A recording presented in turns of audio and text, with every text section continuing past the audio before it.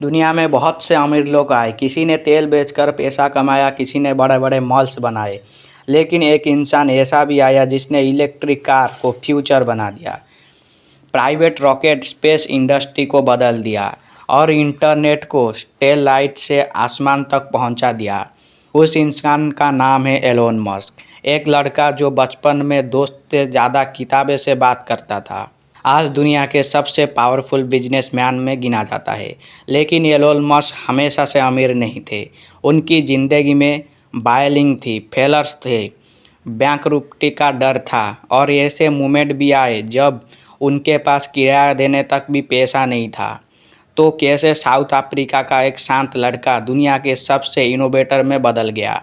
आज की इस इंसान की कहानी हम जानेंगे, एलोन मस्क का पूरा सफ़र, जन्म से लेकर फ्यूचर के ट्रिलियन डॉलर सपने तक। चैप्टर 1, बचपन। एलोन मस्क का जन्म 28 जून 6971 को प्रेटोरिया में हुआ था। बचपन में एलोन बाकी बच्चों जैसा नहीं थे। जब दूसरे बच्चे खेलते थे, एलोन घंटों किताब पढ़ते रहते थे।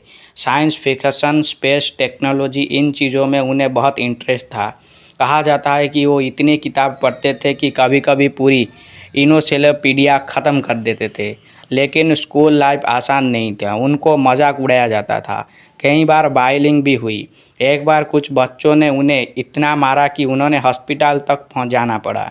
लेकिन शायद यही अकेलापन उनके अंदर एक अलग दुनिया बना रहा था। 10 साल की उम्र में उन्होंने कंप्यूटर प्रोग्रामिंग सीखी और सिर्फ 12 साल की उम्र में उन्होंने एक छोटा वीडियो गेम बनाया, ब्लास्टर नाम का। उस गेम को उन्होंने लगभग $500 में बेच दिया। शायद उसी दिन एक फ्यूचर बिलियनर का पहला बिजनेस शुरू हुआ था। अमेरिका का सपना, चैप्टर 2। एलोन को लगता था कि फ्यूचर टेक्नोलॉजी अमेरिका में बनेगा। 17 की उम्र में उन्होंने साउथ अफ्रीका छोड़ दिया और कनाडा चले गए। वहाँ उनकी ज़िंदगी ग्लैमरस नहीं थी। कभी खेतों में काम, कभी फैक्ट्री में, कभी बोलेरो रूम साफ करना। उन्होंने हर तरह की मेहनत की। फिर वो अमेरिका पहुँचे और यूनिवर्सिटी ऑफ पेंसिल्वेनिया में पढ़ाई की। एलोन मस्क का सपना डिग्री हासिल करना नहीं था। उनके दिमाग में हमेशा एक सवाल घूमता था, मैं दुनिया को कैसे बदल सकता हूँ। उन्हें लगता था कि फ्यूचर बदलने वाली 3 चीज़ें होगी, internet, clean energy, space exploration, और बाद में उन्होंने सच में इन तीनों इंडस्ट्री को बदल दिया। चैप्टर 3, पहली करोड़ की कमाई। 1995 में एलोन ने अपना भाई के साथ एक छोटी सॉफ्टवेयर कंपनी शुरू की, जीप2। उस समय इंटरनेट नया था, लोग समझ ही नहीं पा रहे थे कि ऑनलाइन बिजनेस फ्यूचर बन सकता है। एलोन दिन रात कोडिंग करते थे, कई बार ऑफिस में ही सो जाते थे, जिम में जाकर नहाते थे। उनके पास लग्जरी नहीं थी, लेकिन एक बड़ा सपना जरूर था। कुछ साल बाद एक बड़ी कंपनी ने जीप2 को खरीद लिया। डील हुई $307 मिलियन की और एलोन मस्क को मिले करीब $22 मिलियन। सिर्फ 27 साल की उम्र में वो मिलियनेयर बन चुके थे। लेकिन उन्होंने पैसा लेकर आराम नहीं किया। उन्होंने फिर सब कुछ रिस्क पर लगा दिया। चैप्टर 4, पेपल और बड़ा एक्सप्लोशन। एलोन ने अगली कंपनी बनाई, X.com। ये एक ऑनलाइन बैंकिंग आइडिया था। आज ऑनलाइन पेमेंट नॉर्मल लगता है, लेकिन उस समय लोग इंटरनेट पर पैसे भेजने से डरते थे। धीरे धीरे X.com पेपल में बदल गया और फिर 2002 में ईबे ने पेपल को खरीद लिया $1.5 बिलियन में। एलोन मस्क को मिले लगभग $180 million.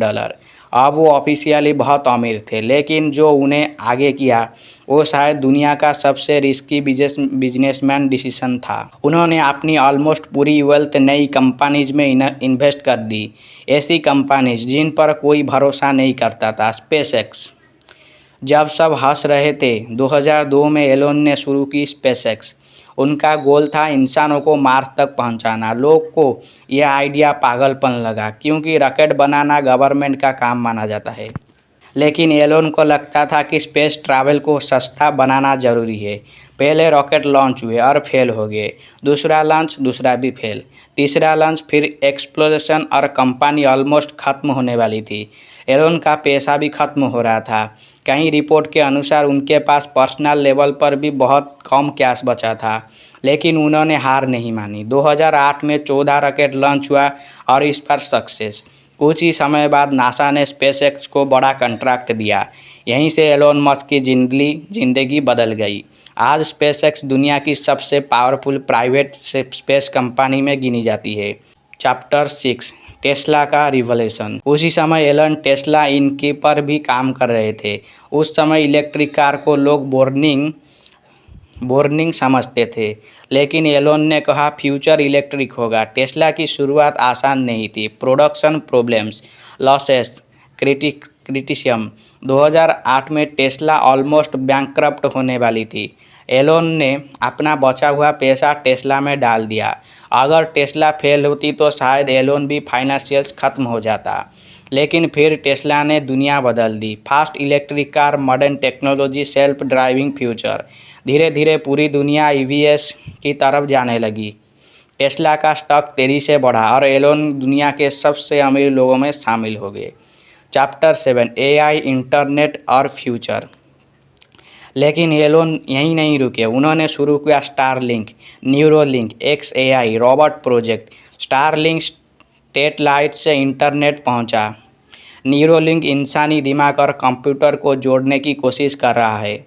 XAI future artificial intelligence पर काम कर रही है। और एलोन अब भी मार्स कॉलोनी का सपना देखते हैं। Ending, $850 billion vision. आज एलोन मस्क सिर्फ एक बिजनेसमैन नहीं है, वो फ्यूचर टेक्नोलॉजी का सिंबल बन चुके हैं। उनकी कंपनीज की वैल्यू इतनी तेज़ी से बढ़ कि एनालिस्ट्स मानते हैं अगर टेस्ला, स्पेसएक्स, AI और रोबोटिक फ्यूचर में डोमिनेशन करते रहे तो एलोन मस्क की टोटल वेल्थ फ्यूचर में $850 बिलियन तक तो पहुंच गया है, या उससे भी ज़्यादा पहुंच जाएगा। $1 ट्रिलियन तक पहुंच जाएगा। लेकिन एलोन की सबसे बड़ी ताकत सिर्फ पैसा नहीं था, बल्कि उनका माइंडसेट। उन्होंने फेलर से देखे, लोगों की हंसी सुनी, बैंकक्रप्ट का डर झेला, लेकिन फिर भी बड़े सपने देखना नहीं छोड़ा।